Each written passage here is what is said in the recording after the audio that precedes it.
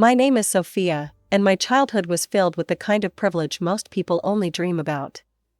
Our house was something straight out of a magazine: spacious rooms, manicured lawn, and a pool that hosted countless summer parties. My father's business success made it all possible, and he never let us forget it. "Sophia, honey, remember that everything we have comes from hard work," my dad would say, his voice carrying that familiar mix of pride and authority. I'd nod, trying to absorb the lesson, even though at that age, I was more interested in playing with my cousin Chloe than understanding the value of money. Ah, Chloe. She was practically my sister, even though technically she was my cousin. Just a year younger than me, she was the daughter of my father's younger brother, Uncle Mark. Our families were inseparable, though the contrast in our living situations was hard to miss. "Your uncle's family needs our support," my mom would explain whenever I noticed Dad helping them out financially. "Family takes care of family." She was always the diplomatic one, smoothing over any awkward moments when Uncle Mark would accept another check from Dad. Chloe and I shared everything: clothes, secrets, dreams. We'd spend hours in my room, planning our futures. "We'll go to college together," Chloe would say, lying on my bed and staring at the ceiling. "And then we'll live in apartments next to each other, and our kids will be best friends too." When high school graduation approached, true to form, my father announced he'd pay for both our college educations. Mom stood beside him, beaming with pride as he made the announcement at our joint graduation party. "Both my girls deserve the best education possible," he declared, putting an arm around each of us. I remember how Chloe's eyes welled up with tears of gratitude, while I just smiled, taking it for granted. Looking back now, I should have noticed the signs. But back then, I was just happy to have my cousin/sister by my side as we packed our bags for college. We were going to take on the world together, two peas in a pod, never imagining that a wedding gift would eventually unravel everything we thought we knew about our perfect family. "This is going to be amazing," Chloe squealed as we decorated our dorm rooms, located conveniently across the hall from each other. "Nothing can ever come between us, right, Sophia?" "Nothing," I promised, meaning it with all my heart. God, how naive we were. How naive I was. But that's the thing about perfect families: sometimes they're perfect only because we choose not to look too closely at the cracks in the foundation. College flew by faster than I expected. Before I knew it, I was walking across the stage to receive my diploma, my family cheering from the audience. I felt on top of the world, armed with my degree. I quickly landed a job at a marketing firm. Everything seemed to be falling into place. Well, almost everything. "Dad, I've been thinking about getting my own place," I brought up one evening over dinner. I'd been browsing apartment listings online, dreaming of having my own space. "The rental market is crazy right now, and with a down payment." "Sophia," he cut me off, putting down his fork. "You're an independent woman now. You have a good job. It's time for you to earn your own living. Your mother and I gave you a great education, but now it's time for you to stand on your own 2 feet." Mom just sat there, nodding in agreement. I felt like I'd been slapped. So that's how I ended up in a tiny 1-bedroom apartment, watching my savings grow at a painfully slow rate while half my paycheck went to rent. But I was determined to prove I could do it on my own. A year later, Chloe graduated. We celebrated at her favorite restaurant, and that's when she dropped her bombshell. "Jake proposed," she squealed, flashing a diamond ring. "We're getting married in 4 months." 4 months flew by in a whirlwind of wedding preparations. I threw myself into my maid of honor duties, helping Chloe pick out everything from her dress to the table settings. Despite my own housing struggles, I was genuinely happy for her. The wedding day arrived, and everything was perfect. The ceremony was beautiful, the reception elegant. I watched Chloe dance with Jake, both of them glowing with happiness. Then my father stood up to make his speech. "Chloe," he began, his voice thick with emotion. "You've been like a daughter to me all these years. Watching you grow up alongside Sophia has been one of life's greatest joys." I smiled, sipping my champagne. Standard wedding speech stuff. But then, That's why, he continued, pulling out an envelope, I want to give you something special. Something to start your new life together. He paused for dramatic effect. The keys to your very own apartment. The glass nearly slipped from my hand. The room erupted in gasps and applause. Uncle Mark and Aunt Sarah were crying. Chloe rushed to hug my father, sobbing thank yous into his shoulder. You deserve this, he said loudly enough for everyone to hear. I love you like my own daughter. I sat there, frozen, as relatives crowded around Chloe and Jake, congratulating them on their incredible gift. My mind was spinning. The same father who told me to stand on my own 2 feet had just handed my cousin an apartment. I gripped my champagne glass so hard I thought it might shatter. But I kept smiling. Kept playing my part. This was Chloe's day, after all. I wouldn't make a scene. I waited exactly 3 days after the wedding before I showed up at my parents' house. My hands were shaking as I rang the doorbell, but my voice was steady when Dad opened the door. We need to talk, I said, walking past him into the familiar living room where I'd spent so many happy moments. What's on your mind, Sophia? He settled into his favorite armchair, looking perfectly calm, as if he hadn't just dropped a bomb on my life. Really? You're going to pretend you don't know? I stayed standing, too agitated to sit. You told me to earn my own living, to stand on my own feet. But you just handed Chloe an apartment like it was nothing. Want to explain that? Dad sighed, like I was being unreasonable. It's different with Chloe. She doesn't have the same opportunities you do. Different how? We went to the same college, got the same education, which you paid for, by the way. She comes from a poor family, Sophia. Jake's family isn't well off either. Your uncle can't afford to help them get started in life. He leaned forward. At today's prices, they'd never be able to save enough for their own place. I let out a sharp laugh. Oh, and I can? Half the country rents, Dad. They could have done what I'm doing, work, save, rent an apartment like normal people. You're being mercantile, he snapped, his calm facade cracking. This isn't about you. This is my money, and I decide how to spend it. I help your uncle's family, because they need it. Mercantile? My voice rose. This isn't about money, it's about fairness. How do you think it feels to watch you treat your niece better than your own daughter? That's enough. Mom burst into the room. I hadn't even realized she was home. How dare you question your father's decisions? You have no right to tell him how to spend his money. Oh, so you're okay with this? I turned to her. Your husband giving another woman's daughter an apartment while telling his own to struggle? Don't you take that tone with me, young lady. Mom's face was red with anger. Your father has provided everything for you, and this is how you repay him. With jealousy and demands? Jealousy? I was practically shouting now. You think this is about jealousy? This is about respect. About treating your own child with the same consideration you show to others. Get out, Dad's voice was cold. Until you can appreciate everything we've done for you, and apologize for this behavior, get out of my house. Gladly, I grabbed my purse. And don't worry about doing anything else for me. I wouldn't want your charity. My eyes were burning with angry tears as I got into my car. It wasn't about the money, it never had been. It was about the double standard, about watching my father bend over backward for Chloe while telling me to toughen up. 5 years can change a lot of things. In my case, they changed almost everything. I built my career, rising through the ranks at my marketing firm to become a senior account manager. I saved money diligently, though nowhere near enough for a down payment in this insane market, and most importantly, I found Michael. He walked into my life during a client meeting. He was the creative director we were partnering with, and something just clicked.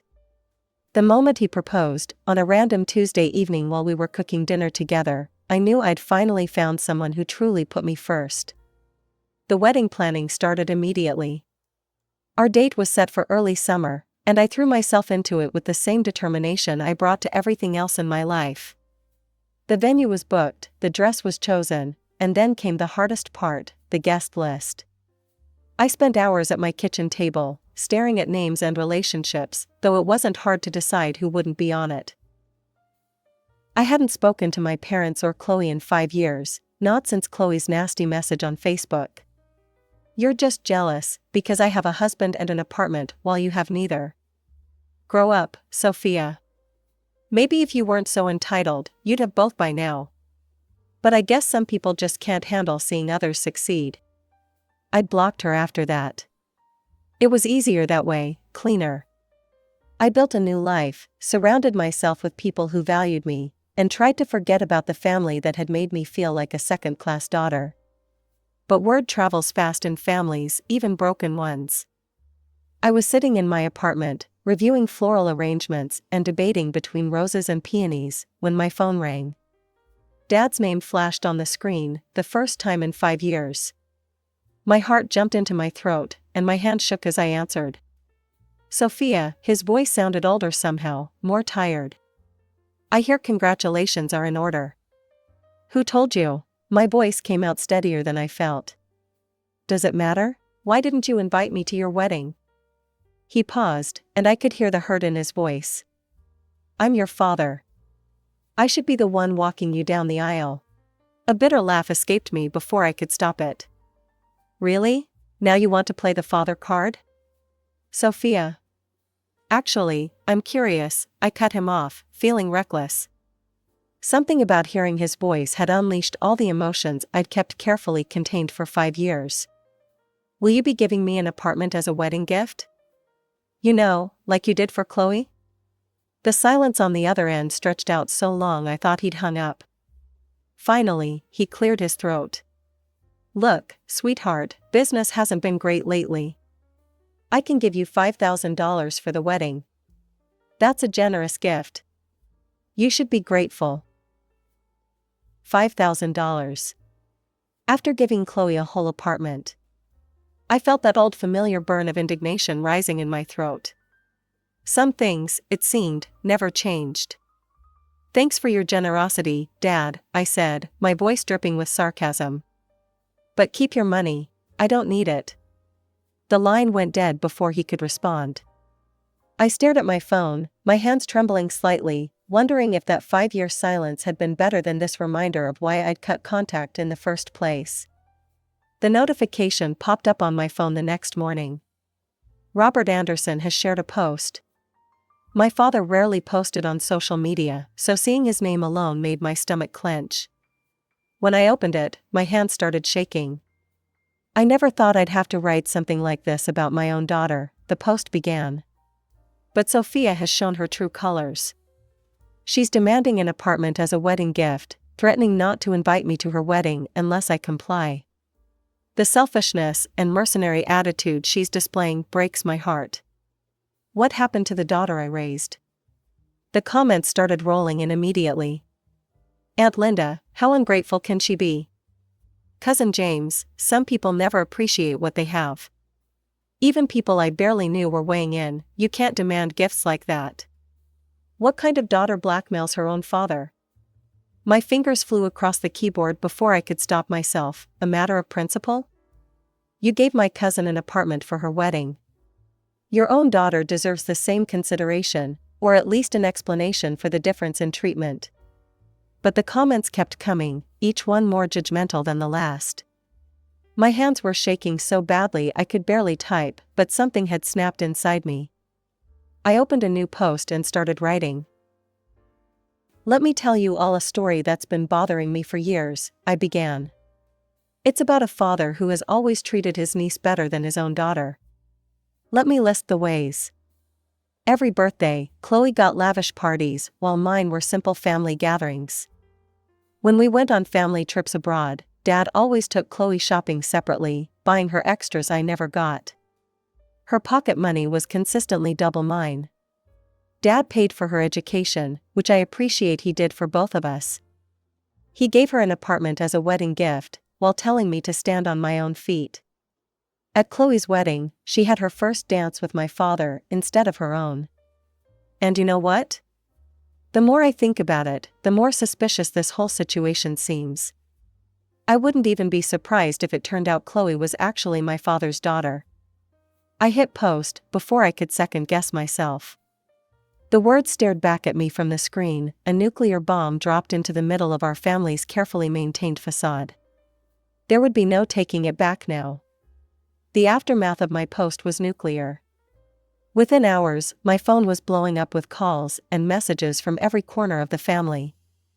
Some relatives immediately announced they wouldn't be attending my wedding. Mom called first, her voice shrill with anger. "How could you? Do you have any idea what you've done to this family? Your father is devastated. We raised you better than this." Dad's call came next, a stream of rage and accusations about how I was destroying the family name. "You're dead to me," he spat before hanging up. Aunt Sarah's call was particularly venomous. "You vindictive little bitch," she hissed. "How dare you suggest? You're just jealous of my daughter's happiness." Then came Chloe's message: "Congratulations on proving what a hysterical, paranoid person you've become. I feel sorry for your fiancé. He's marrying a delusional woman who invents sick stories about her own family because she can't handle not being the center of attention. Don't worry about blocking me, I'll do it myself." I quietly blocked everyone who'd left nasty comments or messages. My wedding guest list got significantly shorter, but I told myself it was for the best. Only Uncle Mark remained silent throughout the whole ordeal, which I found oddly comforting amid the chaos. The next 2 months were a blur of wedding preparations. Michael was my rock through it all, never questioning my decision to cut off my family, supporting me as I revised seating charts and canceled place settings. Then, one rainy evening, there was a knock at my door. Uncle Mark stood there, looking like he hadn't slept in days. "Can I come in?" he asked quietly. "We need to talk." I'd never seen my uncle look so broken. He sat heavily on my couch, hands clasped together so tightly his knuckles were white. "Your post," he began, "about your father's treatment of Chloe, it made me start thinking. Really thinking about everything. And remembering." He told me about the early years of his marriage, how my father was always around their house. He'd drive Sarah home from work, saying it wasn't safe for her to take the bus. This was even before she was pregnant with Chloe. He was always bringing her gifts, expensive ones. I thought, God, I was such a fool. I thought he was just being a generous brother.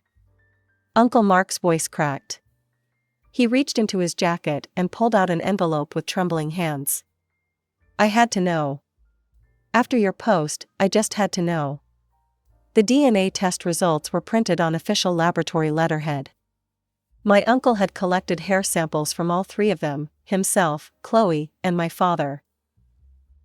The results were unequivocal. Uncle Mark's genetic match to Chloe showed only an uncle's relationship, 84%, while my father showed a 99.99% paternal match. "Sarah confessed everything today," he whispered. 25 years. They've been having an affair for 25 years. Since before Chloe was even conceived. We sat there until well past midnight, piecing together memories that suddenly made horrifying sense. The special treatment, the excessive gifts, the way my father always seemed to know about Chloe's life before anyone else. All those times he'd insisted on driving Aunt Sarah to doctor's appointments when she was pregnant. "I'm so sorry, Sophia," Uncle Mark said as he was leaving. "I should have seen it. Should have known." I watched him walk to his car in the rain, his shoulders hunched with the weight of 2 decades of betrayal. For the first time since this whole nightmare began, I felt no satisfaction in being right. The morning after Uncle Mark's visit changed everything. I was still processing our conversation when my phone buzzed with a text from Mom. "Sophia, your uncle just left. We need to talk. Can you meet me at Rosemary's Cafe in an hour?" I found her already there, sitting in a corner booth, looking like she hadn't slept. Her hands were wrapped around an untouched cup of coffee, and I noticed they were shaking slightly. "I filed for divorce," she said before I could even sit down. "I just came from the lawyer's office." Her voice cracked. 25 years of marriage, and I never knew. Never wanted to know, maybe. Uncle Mark had told her everything, the DNA test results, Aunt Sarah's confession, the decades-long affair. He'd filed for divorce too, unable to stay married to a woman who'd lived such a profound lie. Sophia, Mom reached across the table and grabbed my hands. Her eyes were brimming with tears. I owe you the biggest apology. All these years, I defended him. I sided with him. I watched him favor Chloe and told myself it was nothing. I should have listened to you. Should have seen what was happening in my own home. Mom. No, let me finish. When you posted about your suspicions, I was so angry. I thought you were trying to hurt us, trying to get revenge. But you were the only one brave enough to say what we all should have seen. We spent hours in that cafe, crying, talking, beginning the slow process of healing. Mom ordered a bottle of wine, and we shared it as she told me about all the signs she'd ignored over the years, all the moments that suddenly made terrible sense. Later that evening, I was at home trying to process everything that had happened when someone started pounding on my door. I opened it to find Dad standing there, his face purple with rage. "Are you happy now?" he shouted, pushing past me into my apartment. "You've destroyed everything. 2 families, destroyed because you couldn't keep your mouth shut." "I destroyed nothing," I replied, surprised by how steady my voice was. "You did this. 25 years ago, you made a choice that would destroy these families. I just exposed the truth." His face twisted. "Well, I won't be at your wedding." "How's that for truth?" "I wasn't planning to invite you," I said quietly. "You haven't been a real father to me in years." "Then it's settled," he snarled. "You're no longer my daughter." A strange calm settled over me. "That's fine," I smiled. "You have another daughter anyway, don't you?" The look of shock on his face was almost comical. Before he could respond, I opened the door and gestured for him to leave. When he did, I closed it firmly behind him, leaving him standing in the hallway. That evening, I called Uncle Mark. My hands were trembling slightly as I dialed his number. "Uncle Mark, I have something to ask you." I took a deep breath. "Would you walk me down the aisle at my wedding?" There was a long pause, and I heard him clear his throat several times before he could speak. "Sophia, I would be honored." 2 months passed in a blur of wedding preparations. The guest list was shorter than originally planned, but somehow that made it more special. Every person who attended had chosen truth over comfortable lies, had stood by me when it would have been easier to look the other way. The garden venue was beautiful, scattered with white roses and peonies. Mom sat in the front row, dabbing at her eyes with a tissue. When Uncle Mark took my arm to walk me down the aisle, I saw tears in his eyes too. The divorce proceedings between my parents moved surprisingly quickly. Mom told me later that Dad agreed to everything just to get it over with, perhaps hoping to minimize the scandal.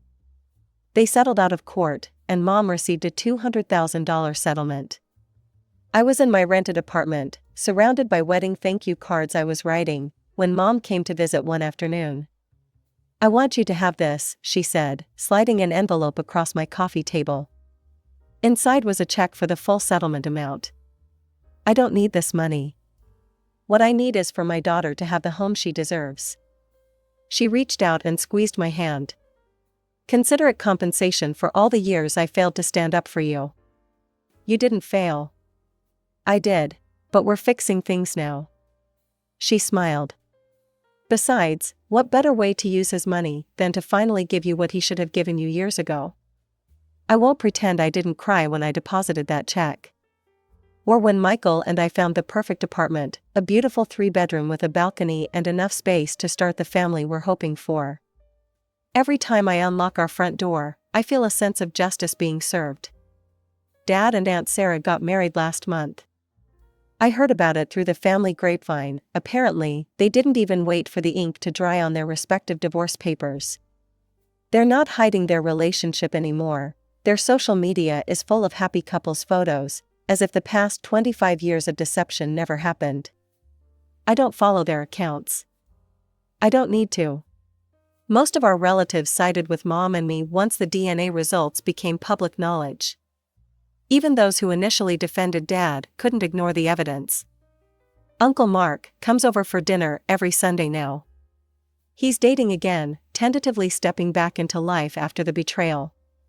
Mom joins us often, and watching them heal together, sister-in-law and brother-in-law bonded by shared pain, has been beautiful. Sometimes, late at night, I think about Chloe. About the fact that she's technically my half-sister. I wonder if she knew, if she ever suspected the truth behind our father's favoritism. But those thoughts don't keep me awake anymore. I have my own life now, my own home, my own family, built on honesty instead of secrets.